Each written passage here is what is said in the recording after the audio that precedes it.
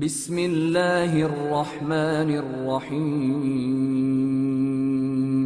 شروع اللہ کا نام لے کر جو بڑا مہربان نہایت رحم والا ہے۔ الف لام میم۔ کیا لوگ یہ خیال کیے ہوئے ہیں کہ صرف یہ کہنے سے کہ ہم ایمان لے آئے چھوڑ دیے جائیں گے اور ان کی آزمائش نہیں کی جائے گی؟ اور جو لوگ ان سے پہلے ہو چکے ہیں ہم نے ان کو بھی آزمایا تھا اور ان کو بھی آزمائیں گے، سو اللہ ان کو ضرور معلوم کرے گا جو اپنے ایمان میں سچے ہیں اور ان کو بھی جو جھوٹے ہیں۔ کیا وہ لوگ جو برے کام کرتے ہیں یہ سمجھے ہوئے ہیں کہ یہ ہمارے قابو سے نکل جائیں گے؟ جو فیصلہ یہ کرتے ہیں برا ہے۔ جو شخص اللہ کی ملاقات کی امید رکھتا ہو تو اللہ کا مقرر کیا ہوا وقت ضرور آنے والا ہے اور وہ سننے والا ہے، جاننے والا ہے۔ اور جو شخص محنت کرتا ہے تو اپنے ہی فائدے کے لیے محنت کرتا ہے، بے شک اللہ تو سارے جہان سے بے نیاز ہے۔ اور جو لوگ ایمان لائے اور نیک عمل کرتے رہے ہم ان کے گناہوں کو ان سے دور کر دیں گے اور ان کو ان کے اعمال کا بہت اچھا بدلہ دیں گے۔ اور ہم نے انسان کو اس کے ماں باپ کے ساتھ نیک سلوک کرنے کا حکم دیا ہے۔ اے مخاطب، اگر تیرے ماں باپ تجھے مجبور کریں کہ تو میرے ساتھ کسی کو شریک بنائے جس کی حقیقت کی تجھے واقفیت نہیں تو ان کا کہا نہ مانیو۔ تم سب کو میری طرف لوٹ کر آنا ہے، پھر جو کچھ تم کرتے تھے میں تم کو جتا دوں گا۔ اور جو لوگ ایمان لائے اور نیک عمل کرتے رہے ان کو ہم نیک لوگوں میں داخل کریں گے۔ اور بعض لوگ ایسے ہیں جو کہتے ہیں کہ ہم اللہ پر ایمان لائے، پھر جب ان کو اللہ کے راستے میں کوئی ایذا پہنچتی ہے تو لوگوں کے ایذا پہنچانے کو یوں سمجھتے ہیں جیسے اللہ کا عذاب۔ اور اگر تمہارے پروردگار کی طرف سے مدد پہنچے تو کہتے ہیں کہ ہم تو تمہارے ساتھ تھے۔ کیا جو اہل عالم کے سینوں میں ہے اللہ اس سے واقف نہیں؟ اور اللہ ان کو ضرور معلوم کرے گا جو سچے مومن ہیں، اور وہ منافقوں کو بھی معلوم کر کے رہے گا۔ اور جو کافر ہیں وہ مومنوں سے کہتے ہیں کہ ہمارے طریقے پر چلو اور ہم تمہارے گناہ اٹھا لیں گے، حالانکہ وہ ان کے گناہوں کا کچھ بھی بوجھ اٹھانے والے نہیں۔ کچھ شک نہیں کہ یہ جھوٹے ہیں اور یہ اپنے بوجھ بھی اٹھائیں گے اور اپنے بوجھوں کے ساتھ اور لوگوں کے بوجھ بھی۔ اور جو جھوٹ یہ لوگ گھڑتے رہے قیامت کے دن ان کی ان سے ضرور پرسش ہوگی۔ اور ہم نے نوح کو ان کی قوم کی طرف بھیجا تو وہ ان میں 50 برس کم 1000 برس رہے۔ پھر ان لوگوں کو طوفان کے عذاب نے آ پکڑا اور وہ ظالم تھے۔ پھر ہم نے نوح کو اور کشتی والوں کو نجات دی اور کشتی کو اہل عالم کے لیے نشانی بنا دیا۔ اور ابراہیم کو یاد کرو جب انہوں نے اپنی قوم سے کہا کہ اللہ کی عبادت کرو اور اس سے ڈرو، اگر تم سمجھ رکھتے ہو تو یہ تمہارے حق میں بہتر ہے۔ تم تو اللہ کو چھوڑ کر بتوں کو پوجتے اور جھوٹی باتیں بناتے ہو۔ جن لوگوں کو تم اللہ کے سوا پوجتے ہو وہ تم کو رزق دینے کا اختیار نہیں رکھتے، بس اللہ ہی کے ہاں سے رزق طلب کرو اور اسی کی عبادت کرو اور اسی کا شکر کرو، اسی کی طرف تم لوٹ کر جاؤ گے۔ اور اگر تم جھٹلاتے ہو تو تم سے پہلے بھی امتیں اپنے پیغمبروں کی تکذیب کر چکی ہیں، اور پیغمبر کے ذمے کھول کر سنا دینے کے سوا اور کچھ نہیں۔ کیا انہوں نے نہیں دیکھا کہ اللہ کس طرح خلقت کو پہلی بار پیدا کرتا ہے پھر کس طرح اس کو دوبارہ پیدا کرے گا؟ یہ اللہ کو آسان ہے۔ کہہ دو کہ ملک میں چلو پھرو اور دیکھو کہ اس نے کس طرح خلقت کو پہلی دفعہ پیدا کیا ہے، پھر اللہ ہی دوسری بار بھی پیدا کرے گا۔ بے شک اللہ ہر چیز پر قادر ہے۔ وہ جسے چاہے عذاب دے اور جس پر چاہے رحم کرے، اور اسی کی طرف تم لوٹائے جاؤ گے۔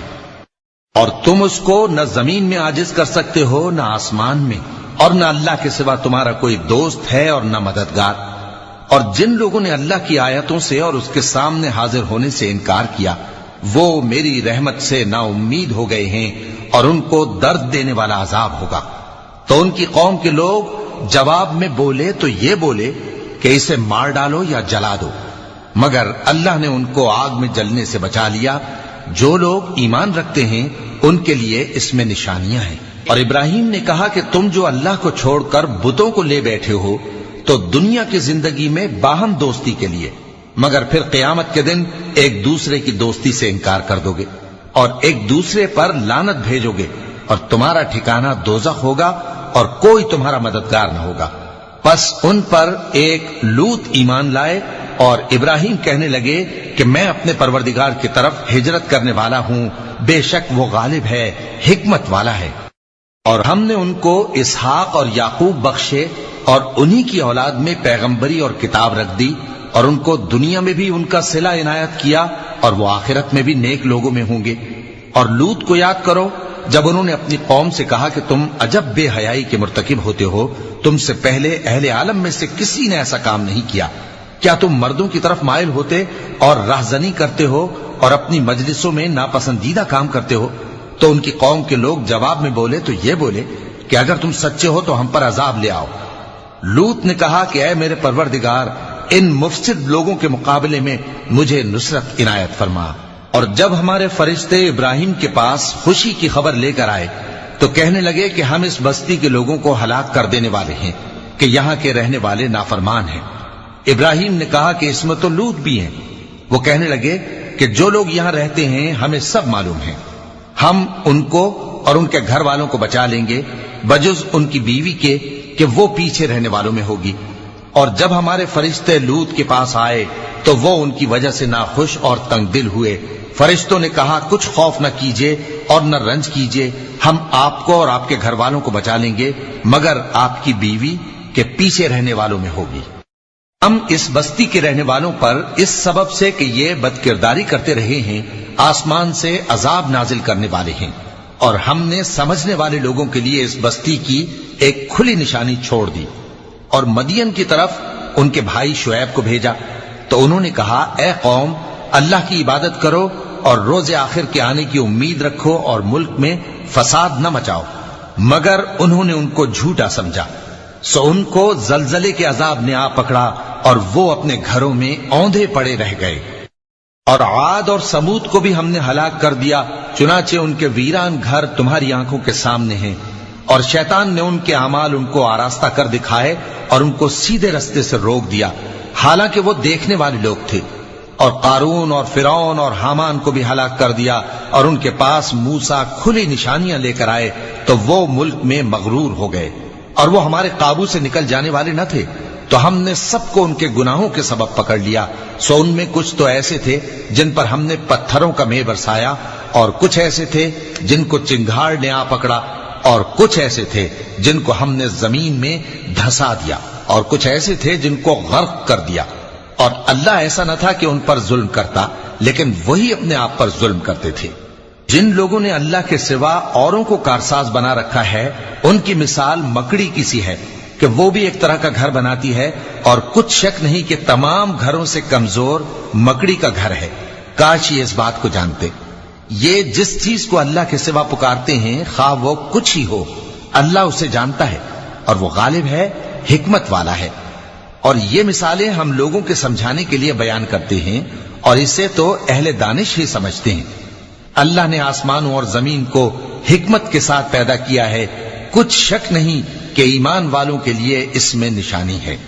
اے نبی، یہ کتاب جو تمہاری طرف وحی کی گئی ہے اس کو پڑھا کرو اور نماز کے پابند رہو، کچھ شک نہیں کہ نماز بے حیائی اور بری باتوں سے روکتی ہے، اور اللہ کا ذکر سب سے بڑا ہے، اور جو کچھ تم کرتے ہو اللہ اسے جانتا ہے۔ اور اہل کتاب سے بحث نہ کرو مگر ایسے طریق سے کہ نہایت اچھا ہو، ہاں جو ان میں سے بے انصافی کریں ان کے ساتھ اسی طرح مجادلہ کرو، اور کہہ دو کہ جو کتاب ہم پر اتری اور جو کتابیں تم پر اتری ہم سب پر ایمان رکھتے ہیں، اور ہمارا اور تمہارا معبود ایک ہی ہے، اور ہم اسی کے فرما بردار ہیں۔ اور اسی طرح ہم نے تمہاری طرف کتاب اتاری ہے تو جن لوگوں کو ہم نے کتابیں دی تھیں وہ اس پر ایمان لے آتے ہیں، اور بعض ان مشرک لوگوں میں سے بھی اس پر ایمان لے آتے ہیں، اور ہماری آیتوں سے وہی انکار کرتے ہیں جو ہیں ہی کافر۔ اور تم اس سے پہلے کوئی کتاب نہیں پڑھتے تھے اور نہ اسے اپنے ہاتھ سے لکھ ہی سکتے تھے، ایسا ہوتا تو اہل باطل ضرور شک کرتے، بلکہ یہ روشن آیتیں ہیں جن لوگوں کو علم دیا گیا ہے ان کے سینوں میں محفوظ، اور ہماری آیتوں سے وہی لوگ انکار کرتے ہیں جو بے انصاف ہیں۔ اور کافر کہتے ہیں کہ اس پر اس کے پروردگار کی طرف سے نشانیاں کیوں نازل نہیں ہوئیں؟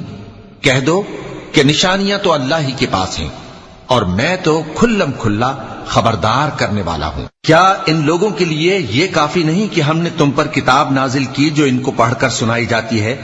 کچھ شک نہیں کہ مومن لوگوں کے لیے اس میں رحمت اور نصیحت ہے۔ کہہ دو کہ میرے اور تمہارے درمیان اللہ ہی گواہ کافی ہے۔ جو چیز آسمانوں اور زمین میں ہے وہ سب کو جانتا ہے، اور جن لوگوں نے باطل کو مانا اور اللہ سے انکار کیا وہی نقصان اٹھانے والے ہیں، اور یہ لوگ تم سے عذاب کے لیے جلدی کر رہے ہیں، اور اگر ایک وقت مقرر نہ ہو چکا ہوتا تو ان پر عذاب آ بھی گیا ہوتا، اور وہ کسی وقت میں ان پر ضرور اچانک آ کر رہے گا اور ان کو معلوم بھی نہ ہوگا۔ یہ تم سے عذاب کے لیے جلدی کر رہے ہیں، جبکہ دوزخ تو کافروں کو گھیر لینے والی ہے۔ جس دن عذاب ان کو ان کے اوپر سے اور ان کے پیروں کے نیچے سے ڈھانک لے گا، اور اللہ فرمائے گا کہ جو کام تم کیا کرتے تھے اب ان کا مزہ چکھو۔ اے میرے بندو جو ایمان لائے ہو، میری زمین فراخ ہے تو میری ہی عبادت کرو۔ ہر شخص موت کا مزہ چکھنے والا ہے، پھر تم ہماری ہی طرف لوٹ کر آؤ گے۔ اور جو لوگ ایمان لائے اور نیک عمل کرتے رہے ان کو ہم بہشت کے اونچے اونچے محلوں میں جگہ دیں گے، جن کے نیچے نہریں بہہ رہی ہیں، ہمیشہ ان میں رہیں گے۔ نیک عمل کرنے والوں کا یہ خوب بدلہ ہے، جو صبر کرتے اور اپنے پروردگار پر بھروسہ رکھتے ہیں۔ اور بہت سے جانور ہیں جو اپنا رزق اٹھائے نہیں پھرتے، اللہ ہی ان کو رزق دیتا ہے اور تم کو بھی، اور وہ سننے والا ہے، جاننے والا ہے۔ اور اگر ان سے پوچھو کہ آسمانوں اور زمین کو کس نے پیدا کیا اور سورج اور چاند کو کس نے تمہارے زیر فرمان کیا، تو کہہ دیں گے اللہ نے۔ تو پھر یہ کہاں الٹے جا رہے ہیں؟ اللہ ہی اپنے بندوں میں سے جس کے لیے چاہتا ہے روزی فراخ کر دیتا ہے، اور جس کے لیے چاہتا ہے تنگ کر دیتا ہے۔ بے شک اللہ ہر چیز سے واقف ہے۔